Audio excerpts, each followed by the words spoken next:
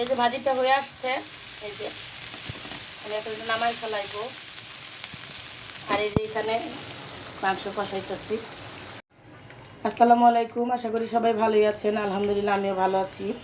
আমি যে এখানে কিছুটা তেল দিয়ে দিছি, আমি এখন করলা ভাজি করব। তো এই যে করলা আমি আগে থেকে কেটে ধুয়ে রাখছিলাম, এই যে এখন করলাগুলোকে আমি দিয়ে দিব। আমি দিয়ে দিচ্ছি। এই যে আমি এখানে করলাগুলো দিয়ে দিলাম, এই যে আলু পেঁয়াজ কেটে দিচ্ছি। এখন আমি যে কিছুটা চিংড়ি মাছ নিয়ে দিচ্ছি, এখানে চিংড়ি মাছটা আমি এখানে দিয়ে দিব। আর এখানে দিয়ে দিব কিছুটা হলুদ।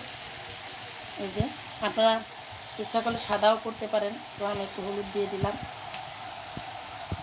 আর কিছুটা দিয়ে দিলাম লবণ। এই যে এখন আমি এটা একটু করে দিলাম, একটু লাইরা চাইরা দিতেছি। যদি আমাদের এটা গ্রামের ভাষা আর কি, অনেকে তো অনেক আপুরা অনেক সুন্দর করে কথা বলেন, যদি আমি ওরকম সুন্দর করে কথা বলতে পারি না, তারপরে চেষ্টা করি এই আপুদের ভিডিও দেখি যে শিখি বা চেষ্টা করি। এই যে এখন এটা ভাজা ভাজা হবে। আমি কাঁচামরিচ এখন দিলাম না, কারণ কাঁচামরিচ এখন যদি আমি দিতে যাই তো ঝাল হয়ে যাবে ভাজিটা, আমার বাচ্চারা খাইতে পারবে না। এই জন্য আমি কাঁচামরিচটা পরে দিব, আমি আপনাদেরকে ওটা দেখাই দিব। এই যে এখানে আমি পেঁয়াজটা ভাজতে দিছি। এখানে আমি গরুর মাংস রান্না করব। তো মানে আজকে রান্না করতে করতে খুবই দেরি হয়েছে, স্কুল থেকে আসছি, তারপরে তো ফ্রিজে মাংস ছিল না, এই জন্য এখন এই মাংসটা এখানে আমি দারচিনি আর না দারচিনি নাই, এলাচি আর তেজপাতা দিয়ে দিলাম। দিয়ে দিলাম এখন।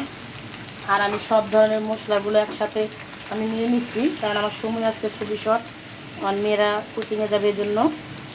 যে এখন পানি একটু কিছুটা আদা আজকে ব্লেন্ডার করছে, আদাও শেষ, এখন এই জন্য দিয়ে দিলাম।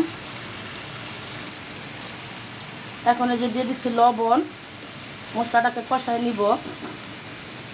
তো একটা বাবা ছিল, মানে আমি আমার দেখা মতে বা জানা মতে অনেকের বাবাই আছে বা ছিল, ওনারা সন্তানদেরকে কি দিয়ে বুঝ দেয় জানেন?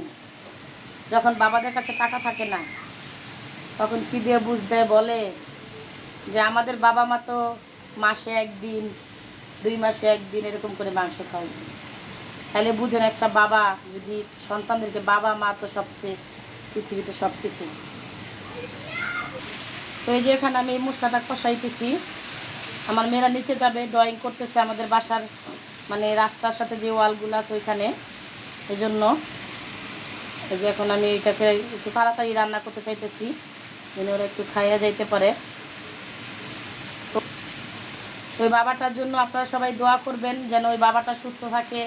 সবাই সন্তানকে সবার ইচ্ছা করে ভালো জিনিস খাওয়াইতে, সব বাবা মারি, সেটা গরিব হোক আর বড় লোক হোক বা আমাদের মতো একটা মধ্যবিত্ত ফ্যামিলি হোক। তো ওই যে মশলাটা কষানি হয়ে আসছে, এখন আমি কিছুটা মাংসগুলো দিয়ে দিব।